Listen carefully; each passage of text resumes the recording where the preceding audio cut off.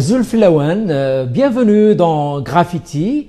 Pour ce présent numéro, il sera largement question de littérature, de langue, d'Italie et aussi d'Algérie, bien sûr. Et pour cela, j'ai le grand plaisir de recevoir l'écrivain Amara Lajos qui nous vient d'Italie. Amara, bienvenue à Berbère Télévision. Azul Amara, marhaba yesik, ansuf yesik à Berbère Télévision.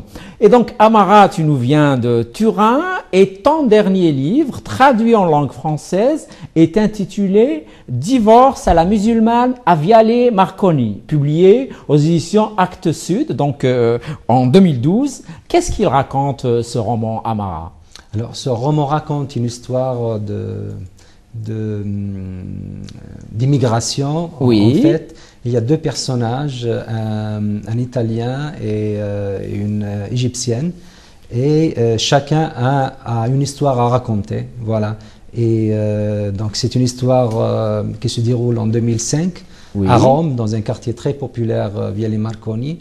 Les services secrets italiens décident d'infiltrer la communauté musulmane pour découvrir un groupe de terroristes. Et on va voir après que l'histoire...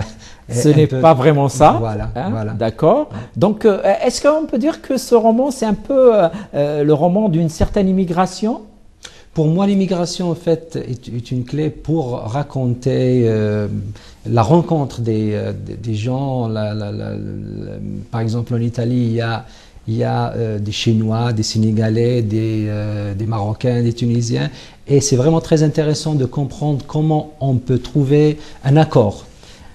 Comment toutes ces communautés vivent ensemble. Exactement. Est-ce qu'elles s'échangent des choses positives? Est-ce qu'il y a des conflits? C'est un peu Youssef, ça. c'est le défi. C'est ça le défi. Comment on peut vivre ensemble sans nier nos origines, nos appartenances. Ce n'est pas facile, bien sûr. Ce n'est pas facile, mais c'est bon. un très très grand défi. Tout à fait.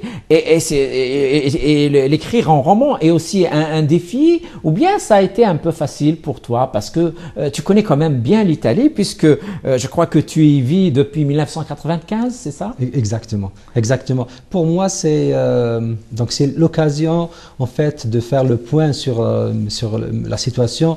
Avant tout, il y a mon expérience personnelle. J'écris sur des lieux où j'ai vécu. Dans mon roman Choc des civilisations pour un ascenseur à Piazza Vittorio.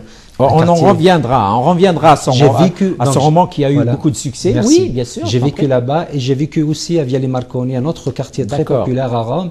Et donc il y a l'expérience personnelle, il y a l'observation de l'anthropologue parce que je suis aussi un anthropologue. Exactement. Et pour écrire ce roman, en fait, je me suis basé sur ma thèse de doctorat que j'ai fait et voilà, donc il y a l'observation sur la société, il y a l'imagination. Il y a l'imagination du romancier, du poète que tu es aussi, bien sûr. Et je rappelle, Amara Lajos, que tu es né à Alger, de parents kabyles, et que tu as commencé à écrire en langue arabe. Oui. Tu peux nous dire un peu ce parcours qui n'est pas celui de tout le monde? Voilà, je suis né à Alger. Mes parents je crois à Hussein Daïman. Exactement. Mes parents sont de Tizi Ouzou, très proche de Azazga et Fira. Oui, tout à fait. Que nous saluons, une très belle région. Merci tout à beaucoup. Fait, je t'en prie. Et je suis né à Alger. J'ai fait l'école coranique à Alger. J'ai grandi à Alger. Et donc j'ai commencé comme ça à lire en français, à lire en arabe et j'ai écrit donc mon roman en arabe et lorsque je suis allé en Italie, j'ai adopté l'italien et maintenant je continue à écrire en arabe et en français. J'aimerais bien un jour écrire aussi en tamazight. En tamazight, nous avons l'espoir que tu puisses le faire. À mon avis, tu le feras parce que tu peux le faire. Et c'est ce qu'il y a d'admirable chez toi. Donc, les langues cheminent ensemble dans ta vie et chacune a sa part. Et au fait, donc, tu as beaucoup de tolérance dans ton vécu, dans tes perceptions, puisque toutes ces langues trouvent leur place. Est-ce que c'est facile? Pour moi, c'est indispensable. Je ne peux pas vivre avec une seule langue. Je ne peux pas. Donc je suis né, je suis grandi dans un contexte de pluralisme linguistique Thaqbailith, Goukham, Oui. donc le kabyle chez moi, l'arabe algérien, qui quand même c'est une langue. C'est une langue à part, quoi à qu'on part, dise, tout très, à très fait. riche, plein Oui. de métaphores. à fait. À l'école, l'arabe classique, voilà. Le français aussi, l'italien, l'anglais. Voilà. Et donc, le premier livre que tu as publié, c'est un roman et c'est en langue arabe. C'était intitulé comment en langue arabe? Alors, mon premier roman, en fait, je l'ai écrit en Algérie en 93, intitulé Al-Baqo wal-Qorsan. Le pirate et le punaise, et je ne l'ai pas pu publier en Algérie pour les raisons qu'on connaît. Oui. Et je l'ai publié à Rome, en Italie, en 99, avec la traduction d'un jeune, de l'arabe en italien, faite par un jeune traducteur italien, sicilien, Francesco Leggio. Et c'est un parfait arabophone. C'est quelqu'un qui connaît l'arabe d'une manière incroyable. Oui. Et donc, ce livre a été publié en deux langues, en arabe et en italien. En arabe et en italien, voilà, dans la même édition. Exactement. Très bien. Oui, c'est une belle formule, oui. celle-là. En 2003, j'ai publié mon deuxième roman en Algérie avec l'édition Ikhtilaf. Kayfa tarda min adh-dhi'ba duna an ta'addak. C'était le titre en arabe. En arabe, oui. Voilà, et je l'ai écrit en italien. Je ne l'ai pas traduit, donc je l'ai écrit en italien. Scontro di civiltà per un ascensore a Piazza Vittorio, donc choc des civilisations. Donc c'est devenu Choc des civilisations dans un ascenseur à Piazza Vittorio, qui a été publié aux éditions Actes Sud en 2007. Chez Balzac en Algérie aussi, parce que c'est mon éditeur en Algérie. D'accord, donc le roman a été publié en langue française à Alger, et donc en langue italienne d'abord, c'est ça? Exactement. Et puis traduit en langue française chez Actes Sud. Je crois qu'il a eu beaucoup de prix littéraires, bravo.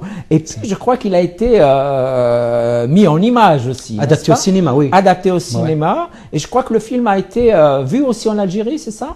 Oui, ils l'ont projeté au Centre culturel italien, à Alger. À Alger, j'ai assisté au débat. Oui. Et qu'est-ce que ça a donné, le débat, alors, à Alger? Le débat était très intéressant, mais le film, malheureusement, je n'ai pas participé à l'écriture du scénario. D'accord. Et pour moi, c'était une grande chance parce que donc le film a relancé le livre.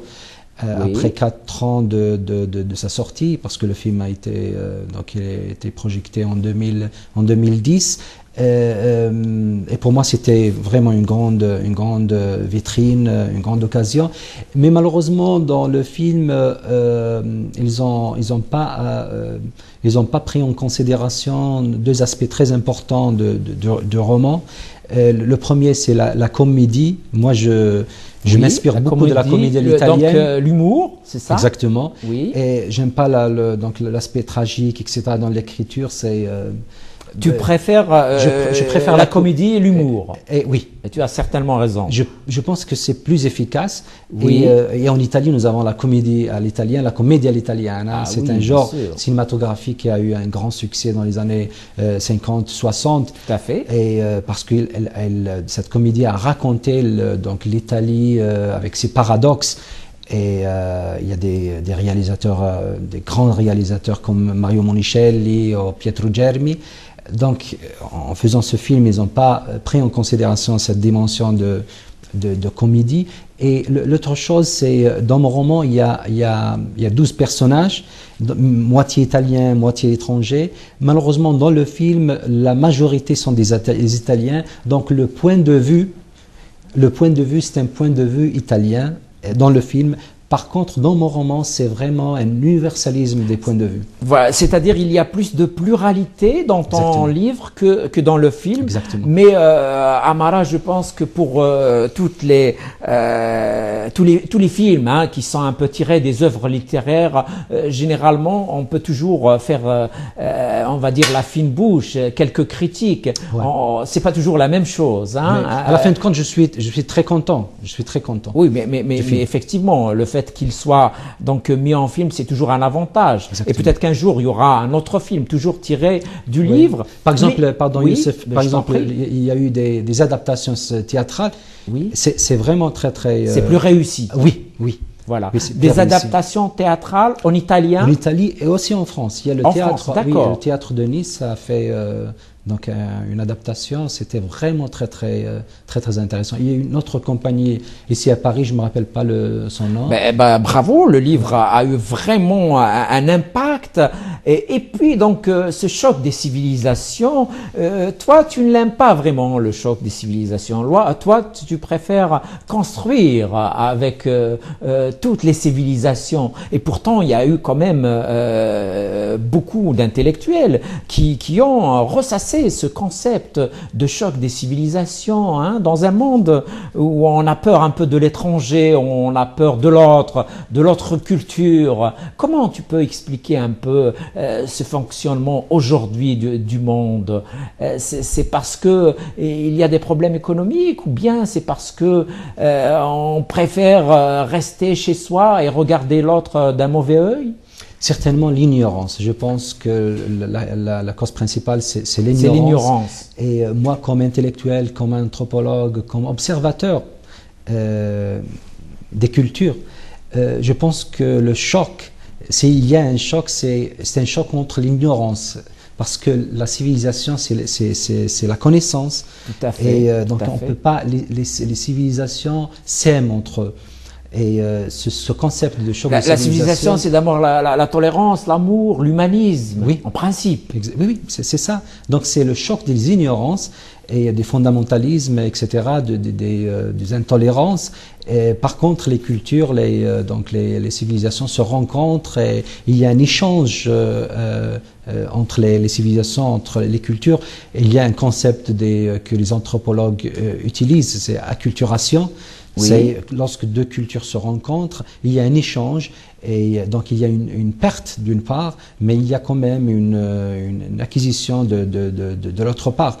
Donc il y a un échange. Il y a toujours un fécondation. échange, une fécondation. Exactement. Le mot est bien choisi. Donc après fécondation, il y a toujours quelque chose qui apparaît et qui est nouveau et qui est peut-être plus intéressant. Donc qui apporte du soleil dans le vécu des individus. Est-ce que l'Italie aujourd'hui est devenue un pays d'émigration? Est-ce que il y a différentes civilisations qui se côtoient au quotidien? Oui, l'Italie, c'est un pays très très intéressant parce que pour plus d'un siècle, les Italiens sont immigrés partout. En Algérie, il y avait une communauté d'Italiens. En Tunisie, il y a eu une grande communauté de Tunisiens. Ils sont partout en Australie, aux États-Unis. Beaucoup sont en France et sont devenus français. Marseille, plus de la moitié des Marseillais sont d'origine italienne. Nice était italienne jusqu'à 1860. Exactement, jusqu'à l'unité d'Italie. Et alors, dans les dernières années, dans une quinzaine d'années, l'Italie a vécu un grand changement. Donc, l'Italie est devenue un pays pour les immigrés, d'accueil pour les immigrés. C'est un changement, un grand changement. Et bien sûr, il y a des difficultés, mais je pense qu'au fond, il y a une base d'histoire, de mémoire très très importante. Par exemple, je pense à la présence arabe musulmane en Italie. Pour plus de 2 siècles, la culture arabe, la culture musulmane a été la culture dominante en Sicile et au sud d'Italie. Donc il y a une base, il y a une mémoire commune. Voilà, il y a une mémoire commune. Est-ce que tu penses que cette mémoire commune peut être bénéfique aujourd'hui? Oui. Est-ce que l'Italien moyen connaît cette histoire? Au sud, par exemple, en Sicile, la présence de cette mémoire elle est connue, bien sûr. Elle est déjà visible. Oui, parce qu'il y a beaucoup de gens qui portent des noms d'origine arabe. Les villes ont des noms arabes. Il y a plusieurs paroles d'Italiens, de Siciliens qui sont d'origine arabe. Donc cette présence, elle est très très forte. On peut pas la nier. Il y a des gens des Siciliens. J'ai beaucoup d'amis siciliens. Ils me disent qu'il y a un caractère arabe, musulman dans la peut-être aussi italienne. berbère, hein, parce que quand tu dis arabe, les gens qui sont venus en Sicile sont venus principalement d'Afrique du Nord, hein, et ils sont aussi berbères, hein, même si effectivement l'État a fonctionné avec la langue arabe à ce moment-là, bien sûr. Oui. Bien sûr. Mais aujourd'hui, par exemple, dans le nord de l'Italie, il y a quand même des discours un peu excessifs, hein, xénophobes. Oui, c'est un peu le discours. Comment se fait-il? C'est un discours qui, malheureusement, regarde non seulement l'Italie, mais l'Europe, la France, la Hollande, l'Espagne, la Grèce. Chaque pays, malheureusement, maintenant, a son extrême droite. Et je pense lorsqu'il y a une crise économique, il y a des problèmes, l'immigré devient donc un... Il est tout de suite cité en premier cible. comme le danger, il est ciblé. Tu as entièrement raison, hein. En France aussi, on a eu quand même des scores hallucinants, hein, de l'extrême droite, hein, même si l'extrême droite au niveau parlementaire demeure assez faible. Mais toi, Amara Lajos, tu as dit dans l'une de tes interviews que tu étais en tant qu'étranger mieux en Italie qu'en France parce qu'il y avait toujours ce problème avec la puissance coloniale de l'époque. Peut-être le contexte de cette interview, c'était la question qui me pose souvent, pourquoi tu écris en italien, en français, oui. Moi, j'ai pas vraiment de problème, j'ai pas de problème avec le français, c'est grâce au français que j'ai découvert, par exemple, Flaubert, qui est pour moi un modèle d'écrivain extraordinaire. Et en écrivant en italien, je me sens plus libre, dans la mesure qu'il n'y a pas ce fardeau de la colonisation. Oui. Il y a un débat aussi très compliqué. Et en italien, je suis libre. Il n'y a pas ce passé, il n'y a pas ce mémoire. Ces pesanteurs de l'histoire. Exactement.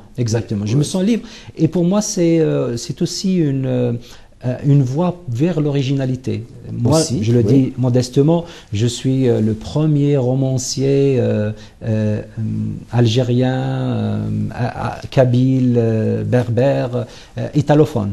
Tout à fait. Voilà. Tout à fait, et tout à fait. Pour moi, c'est quand même un chemin nouveau que je suis en train de tout faire. à fait, c'est un chemin pluriel et bravo parce que tu fais coexister dans tes œuvres plusieurs langues et comme tu aimes souvent citer Federico Fellini qui dit chaque langue regarde le monde d'une manière différente. C'est vrai? À ton avis, le regard de la langue arabe et celui de la langue berbère et celui de la langue française sont un peu différents? Youssef, tu sais, j'ai vécu cette expérience pluralisme pendant mon enfance. Donc chez moi, je parlais kabyle parce que ma mère... Kabyle à la maison, bien sûr. Oui, c'est la langue de l'intimité, c'est la langue de ma mère. Et chez moi, j'ai toujours parlé kabyle avec mes frères et sœurs. Ils vivent à l'étranger. Je parle avec eux en kabyle. C'est ma langue de l'intimité. Et je me rappelle donc à Alger, en sortant dans la rue, je parlais l'arabe algérien, à l'école l'arabe classique, et j'avais besoin toujours d'adaptation. Ce n'est pas évident, donc des choses qu'on peut dire en kabyle, on ne peut pas les dire avec la même clarté, avec la même profondeur en arabe algérien, en arabe classique. Par exemple, le discours des proverbes. Il y a des proverbes qu'on ne peut pas traduire. Donc il faut faire une adaptation. Moi, je fais donc un travail d'adaptation. C'est peut-être pour la poésie aussi. Oui, exactement. Bien sûr. Donc je fais un très grand travail d'adaptation à travers mes plusieurs langues. Et toi, quand tu as décidé de partir en Italie, c'était un choix personnel par rapport à ta proximité avec la langue ou bien c'était un peu le hasard de l'histoire? Un peu le hasard de l'histoire, c'est les années noires en Algérie. C'était les années très difficiles en Algérie, bien sûr. Donc il y avait une situation très compliquée, très difficile.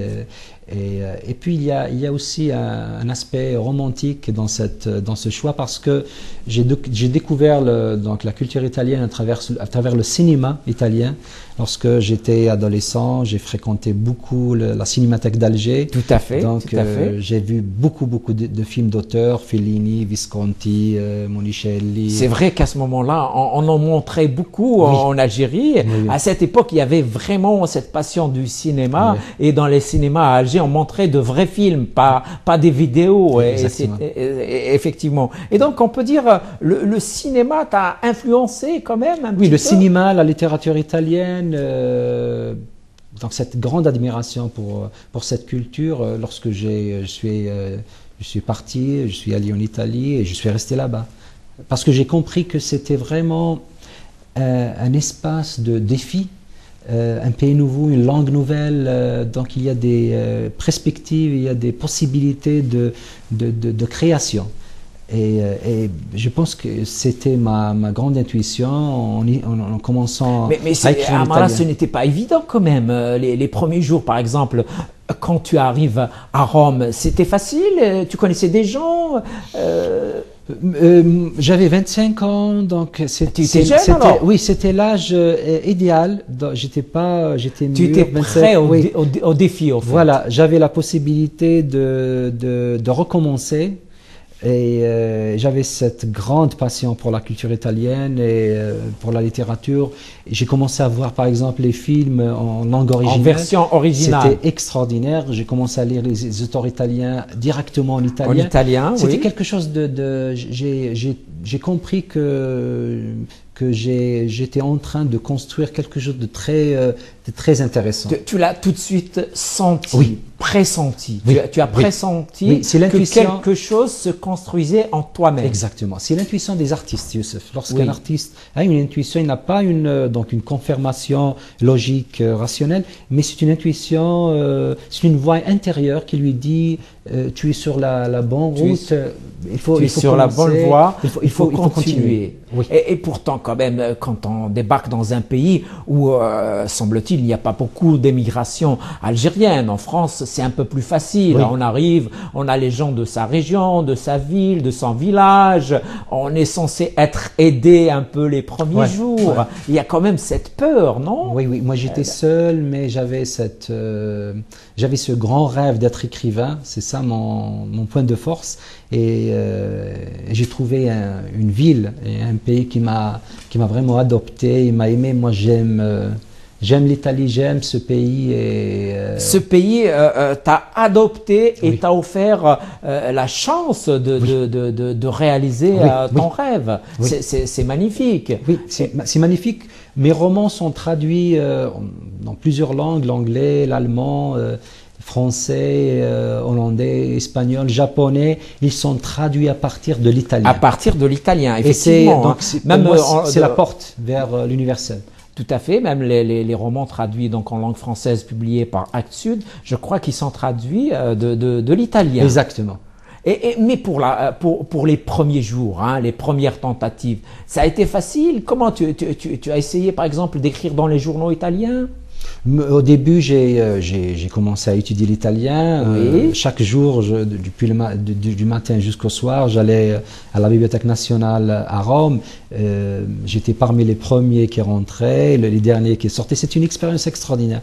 J'ai commencé à étudier sérieusement, à lire sérieusement. Et au bout de trois mois, j'étais indépendant donc de communiquer. Je commençais à comprendre, à parler. Seulement au bout de 3 mois, tu étais déjà prêt. Oui, parce qu'il y avait cette grande passion pour la langue. Et bien sûr, il y a le français qui est quand même une base, parce qu'il y a des points en commun entre le français et l'italien. C'est 2 langues latines, bien sûr. Oui, il y a aussi ce pluralisme linguistique que j'ai dans mon éducation, donc le kabyle, l'arabe, etc. J'avais la base pour ajouter une autre. C'est une expérience fabuleuse, mon ami Amara Lakhos. On fait juste une petite pause et on revient au débat. On revient donc au débat avec l'écrivain Amara Lakhos qui nous vient de Turin en Italie. Et donc Amara, tu nous disais un peu les premiers jours de ta fabuleuse expérience italienne, hein, et donc qui a concrétisé tes rêves. C'est un peu magique, hein, donc tu arrives, tu étudies l'italien, c'est une langue qui te parle. Au bout seulement de quelques mois, tu peux déjà parler et communiquer. Et l'édition elle-même, comment s'est faite en Italie?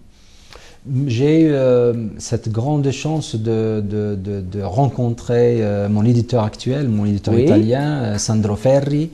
C'est une maison d'édition indépendante, donc elle n'appartient pas aux grandes maisons d'édition, des grands groupes, oui. Aux grands lobbies. C'est une maison d'édition qui a été créée en 1999 pour publier les auteurs, les écrivains de l'Europe de l'Est, parce qu'il y avait le mur de Berlin. Et après donc la chute du mur de Berlin en 1989, ils sont ouverts sur la littérature du monde.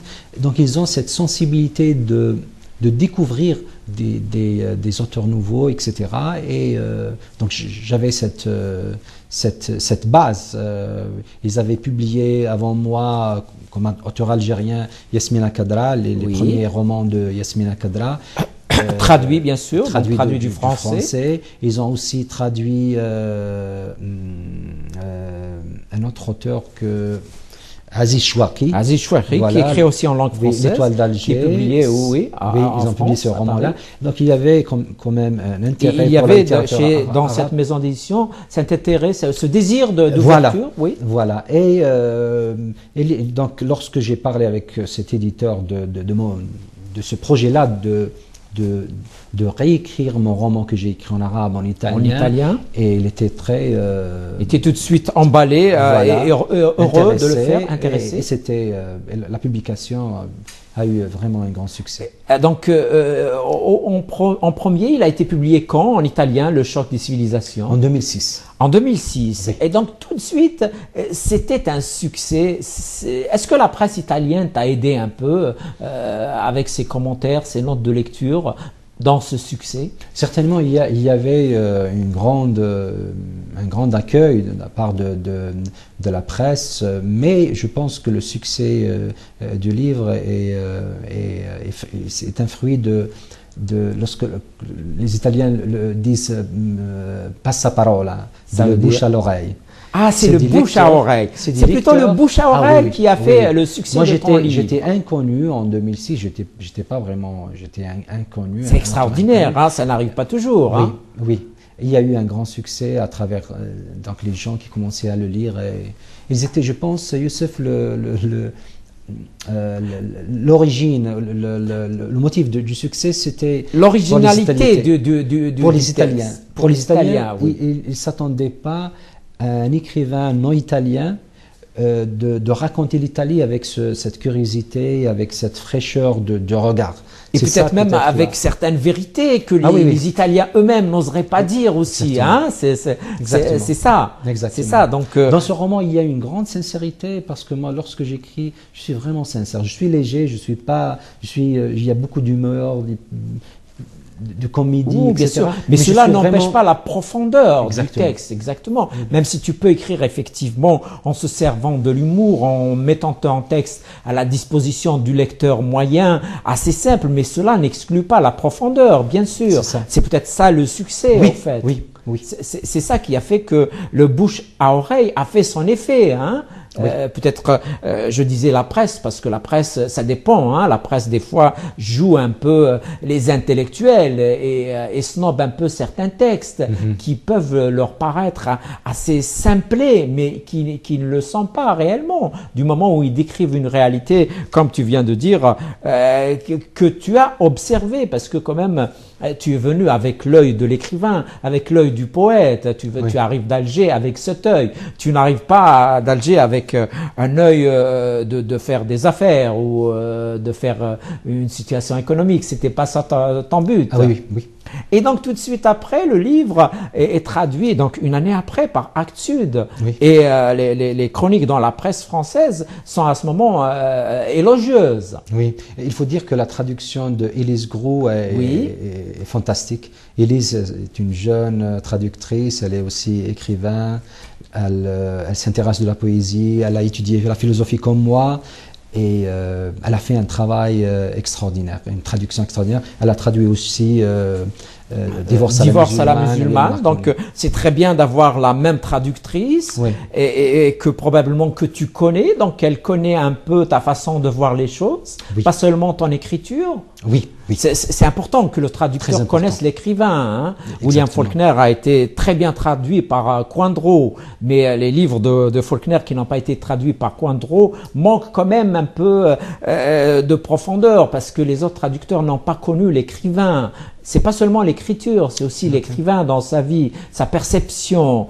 Et donc, Divorce à la musulmane est paru en italien quelle année? En 2010. Ah, en 2010. Et alors, à ce moment-là, les médias, l'establishment littéraire italien, comment il a perçu le livre? Puisque tu deviens du coup connu.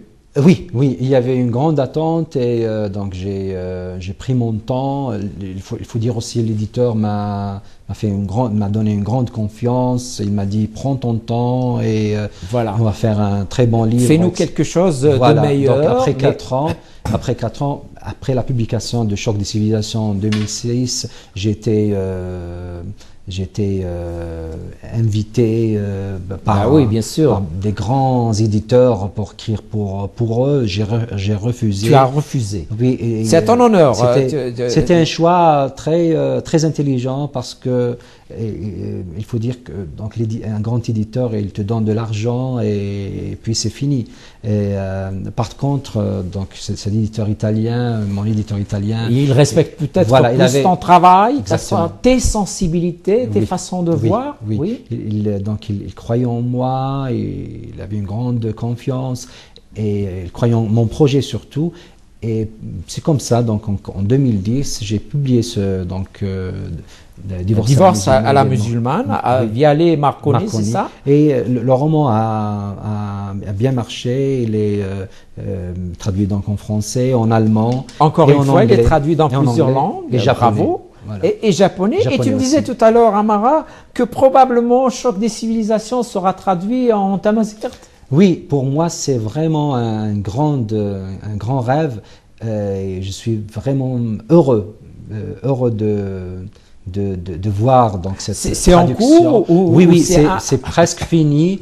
Le traducteur, c'est Moukhran Chikhi. Oui. Et donc, l'éditeur, c'est notre ami Brahim Tazart. Qui a Afgaïev, qui a la maison d'édition Tira. Tira, oui, c'est un poète, romancier ici. Romancier aussi, en langue kabyle. Un roman en kabyle. C'est vraiment extraordinaire. Et ce roman va être traduit de l'arabe à Tamazight. Oui. C'est magnifique. C'est magnifique. Ouais. Tu nous démontres au fait, Amara Lachos, que les langues sont toutes porteuses de choses belles et de choses qui peuvent construire. Qu'au fait, ce n'est pas la langue qui est un handicap pour quoi que ce soit, c'est toujours en réalité et probablement les calculs politiciens des uns et des autres. Hein. Donc, que Choc des civilisations soit traduit en tamazight à partir de l'arabe veut dire que c'est aussi bien d'écrire en langue arabe. Oui. Même si la langue arabe est assimilée par certains comme responsable de l'oppression de la langue berbère, alors que ce n'est pas le cas. Hein. L'histoire de l'Afrique du Nord montre que beaucoup de berbères ont écrit par le passé en langue arabe. Hein. Les Mozabites ont écrit l'histoire de l'Afrique du Nord en arabe, mais pour dire qu'ils sont amazirs. Exactement. Nous, Youssef, on a besoin vraiment de l'ouverture, au sens large du mot, ouverture linguistique, ouverture culturelle, ouverture politique. Bien sûr.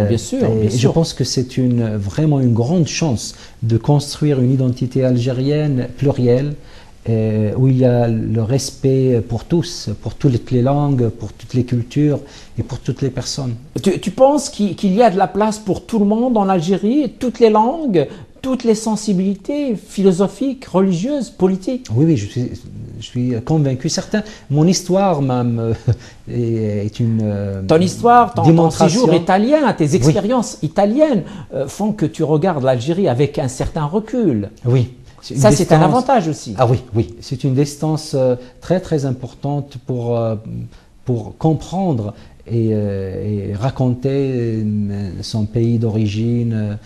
Lorsqu'on vit dans le contexte, c'est très très difficile d'écrire en étant dans ces circonstances. Il faut un peu sortir. Il faut ce recul, voilà, il faut et parfois Salvatore, il nous ouvre les yeux. Oui, oui. Il nous ouvre les yeux, et puis peut-être aussi, en étant dans un pays où l'état de droit est consacré, on a plus de liberté d'expression aussi. Exactement, exactement. Et toi, donc, Amara Lajos, tu es en Italie, mais tu es à l'écoute de ce qui se passe en Algérie, tu es à l'écoute des publications en Algérie. Oui. Comment est-ce que tu regardes les littératures qui s'écrivent aujourd'hui en Algérie?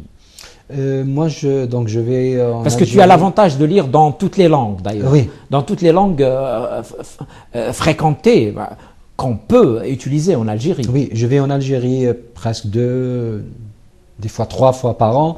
Et, par exemple, l'année dernière, j'ai participé au Salon de livres, oui. Le Festival Félive au mois de juin.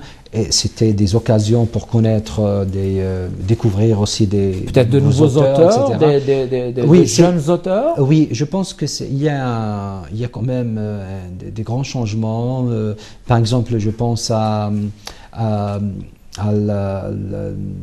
cette rencontre entre écrivains arabophones et francophones.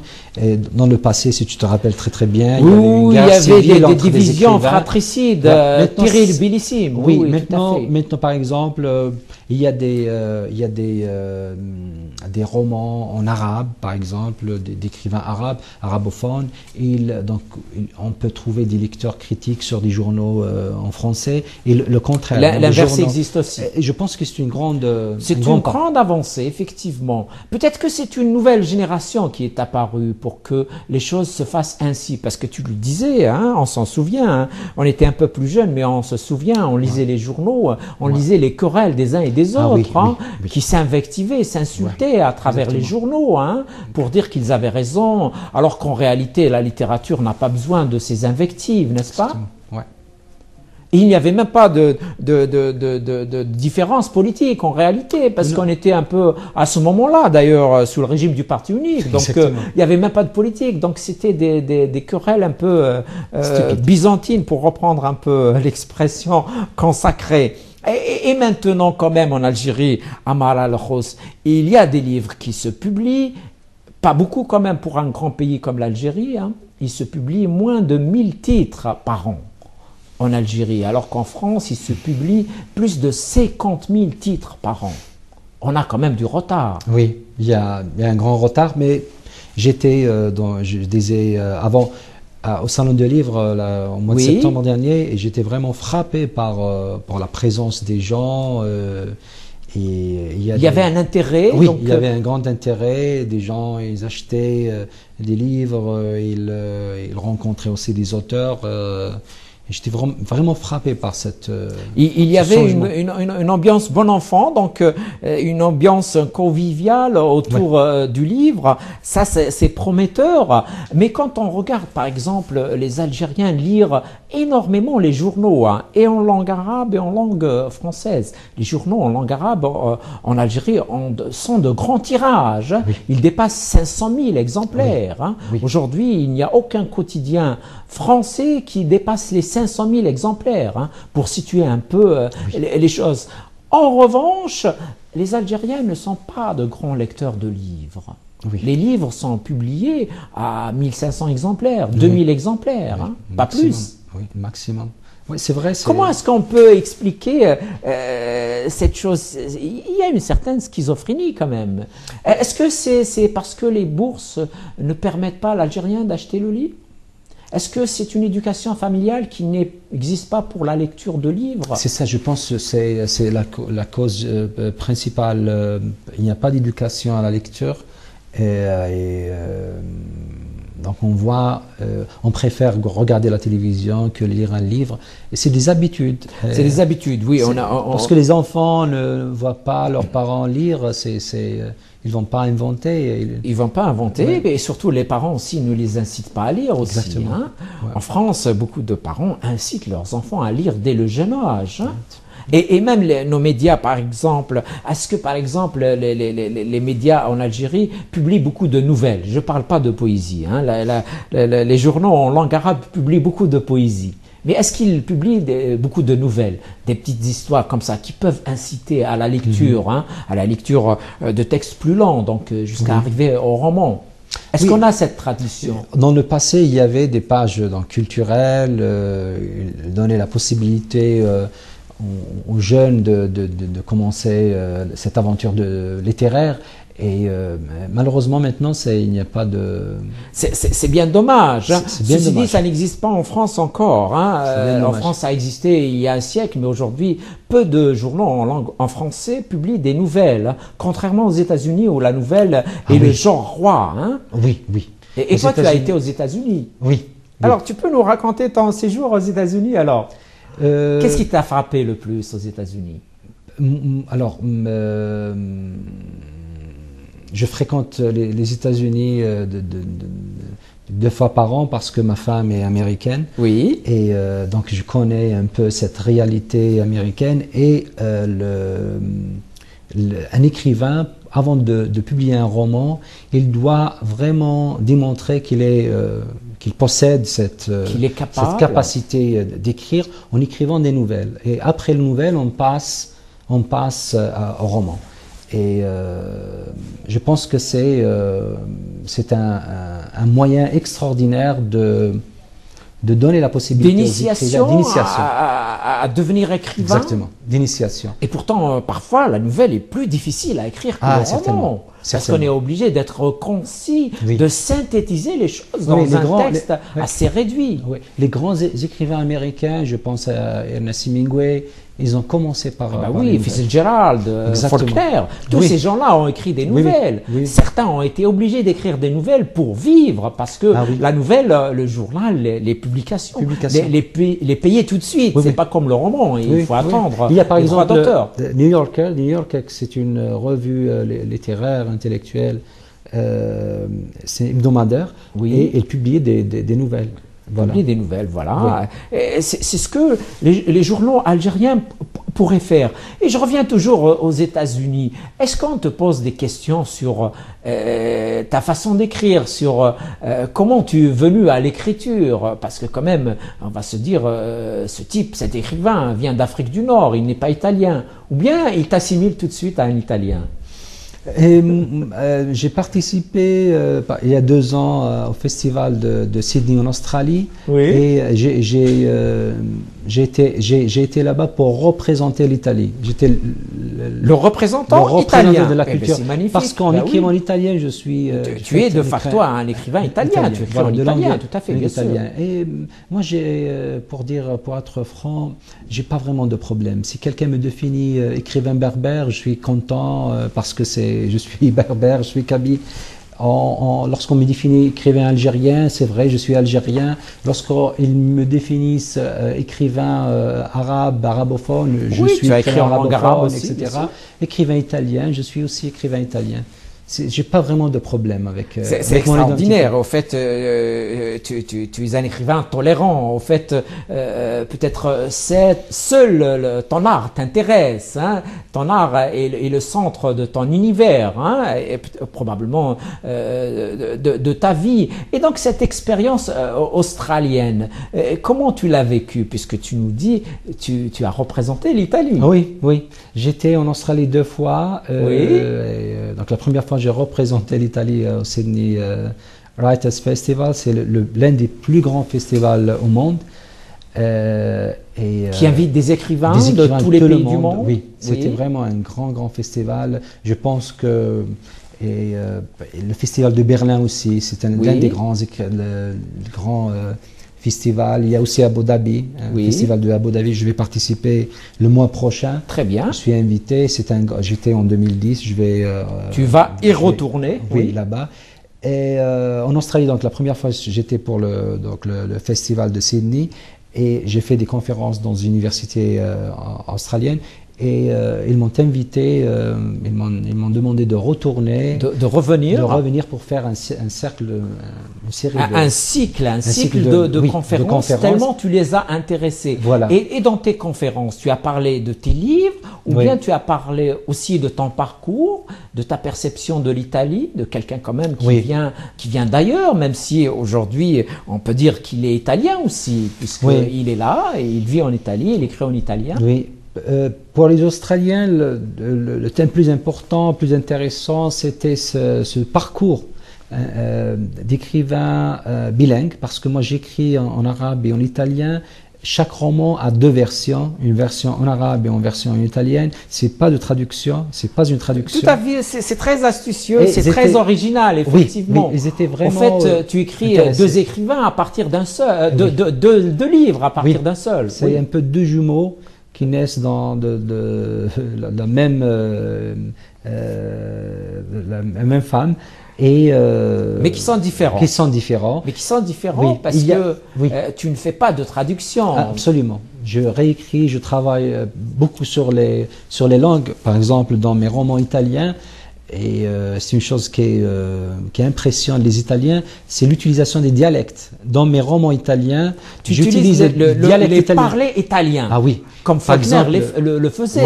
Faulkner n'écrit pas en américain standard. Il écrit comme les gens, comment les Noirs parlaient l'américain, comment entre les couches aisées et les couches les plus pauvres, il y a déjà des langages qui sont un peu différents. Donc, Choc des civilisations, par exemple, j'ai utilisé le napolitain, le romain de Rome, et la langue parlée à Rome, dans les dialogues. Et dans Divorce à la musulmane, Aviali Marconi, j'ai utilisé le sicilien. Et dans mon prochain roman, qui va être publié en italien le prochain mai, j'utilise la langue de la Calabre, dans le sud d'Italie. Voilà, donc il y a ce travail dans le. Mais c'est pas facile tout ça. Tu es obligé quand même d'écouter les parler. Ce n'est pas évident. Même si fondamentalement c'est la même langue italienne quand même. Mais les variantes, elles sont dues à quoi? Aux régions, à l'histoire des régions? L'histoire des régions, c'est un peu le même discours en Algérie. On va par exemple à Oran. On a un sang, on a des mots qui n'existent pas ailleurs. Par exemple, dans l'oranais, il y a beaucoup de mots berbères. Et les oranais croient qu'ils leur appartiennent, mais en réalité, c'est des mots d'origine berbère. Donc, on retrouve la même chose. C'est un peu la Méditerranée. C'est la même chose. C'est la Méditerranée, C'est la Méditerranée. Et donc, ton prochain livre sera intitulé comment? Amara al-Khos. Si c'est possible, bien sûr. Bien sûr. Pas encore sorti. Pas de problème. Alors, le titre en italien, Contesa per un maialino italianissimo a San Salvario. Oh là là, il nous faut une traduction. La traduction de Élise, ma traductrice française, elle a lu le livre. Donc, elle a traduit dispute pour un petit Italien, italianissime, à San Salvario. San Salvario, c'est un quartier de Turin où l'histoire se déroule. C'est un peu une forme de trilogie que tu inventes là. Choc des civilisations, Divorce à la musulmane et cette dispute. Oui. C'est un peu une trilogie. Les titres sont un peu équivalents. Il y a Viale Marconi, Piazza Vittorio et le dernier. San Salvario, où j'habite ici, parce que c'est du côté de Turin, c'est ça? Oui, c'est à Turin, c'est à 2 pas de la station centrale Porta Nuova. Et moi, en fait, je me suis déplacé à Turin. Je suis allé vivre dans ce quartier dans le but d'écrire ce roman. C'est magnifique. Voilà, il y a un grand respect, j'ai un grand respect pour mes personnages. Et donc j'ai suivi mon personnage principal. Tu te dis pas je peux les inventer, tu préfères aller sur place et quand tu vas les inventer, ils seront vraiment de vrais personnages de ce coin-là. C'est extraordinaire. Et donc ces disputes, elles tournent encore autour des civilisations ou bien il y a d'autres choses de la vie qui viennent un peu pimenter l'histoire? Alors, dans ce roman, il y a un tabou dans la culture italienne. En fait, dans les années 50, des années 60, il y a eu une grande immigration des Italiens du Sud au Nord. Ils sont allés pour travailler dans la Fiat. c'est la ville de la Fiat à Turin.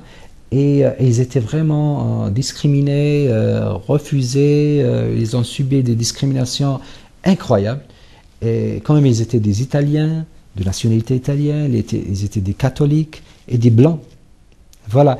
Et dans l'histoire italienne, on essaie d'effacer ce souvenir-là de discrimination. Le fait, Youssef, d'être un écrivain venu d'ailleurs, c'est-à-dire un écrivain, je le dis souvent à mes amis italiens, je suis un écrivain italien et je ne suis pas un écrivain italianissime, un italien à 100%. Je ne suis pas un écrivain, je suis pas un italien à 100%. Et je pense que je ne suis pas un Algérien à 100%. C'est ça la rencontre des identités. C'est une identité nouvelle. C'est magnifique parce que ça te permet de dire des choses que eux ont des appréhensions vu leur histoire. Exactement. Et vu peut-être ils appréhendent d'être aussi critiqués, stigmatisés, de dire que c'est parce que vous êtes de telle région que vous ne pouvez pas dire. Ces choses-là, attention, existent en Algérie aussi. Nous avons beaucoup de problèmes entre les régions. Elles existent jusqu'à aujourd'hui. Et donc, ce roman sortira toujours chez le même éditeur. Oui, c'est le même éditeur. Au mois de mai, bien sûr. Oui, il va sortir au mois de mai. J'espère bien publier la version arabe. Il y aura une version arabe dans les mois prochains. Et l'année prochaine, il va sortir aux États-Unis, en anglais. Il sera traduit en anglais. Oui, à partir de l'italien. Oui. Et donc, il sortira aussi en France chez Actud, n'est-ce pas? Oui, donc, j'espère bien. Ça, c'est en langue française. Et la langue arabe, c'est un autre livre, encore un autre jumeau, n'est-ce pas? Oui. Donc, tu l'as déjà écrit ou pas? J'ai commencé. Tu as commencé à l'écrire en langue arabe. En langue arabe. Voilà. À mon avis, il faudra trouver aussi un autre traducteur en langue tamazirt, mais on attendra surtout la sortie de choc des civilisations. Ouais. Et en Algérie, on parle de toi quand même dans la presse. Comment tu juges les commentaires de la presse algérienne, qu'elle soit arabophone ou francophone, par rapport à ton œuvre? J'ai un très très bon rapport. Vraiment un très bon rapport. Des fois, il me pose, il y a des journalistes algériens, ils me posent la question, est-ce qu'il y a un accueil en Algérie, parce que Choc des civilisations a été publié en Algérie en 2004. Tout à fait. Et j'ai eu le prix des libraires en 2008, après la publication de la traduction française. Alors, elle me pose la question, est-ce que tu te sens un peu victime de ce...